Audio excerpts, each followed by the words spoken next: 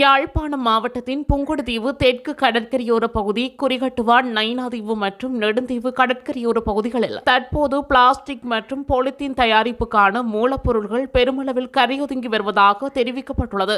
கடற்சூழல் பாதுகாப்பு அதிகார சபையின் மாவட்ட கடற்சூழல் உத்தியோகத்தர்களினால் இது அடையாளம் காணப்பட்டு அரசாங்க அதிபரின் கவனத்திற்கு கொண்டுவரப்பட்டுள்ளது. மேற்படி அடையாளம் காணப்பட்ட பொருட்கள் பிளாஸ்டிக் மற்றும் பொலித்தீன் தயாரிப்புக்கான பிரதான மூலப்பொருள் என்பதுடன் இது சூழலுக்கும் மனிதனுக்கும் பாதிப்பை ஏற்படுத்தக்கூடியது.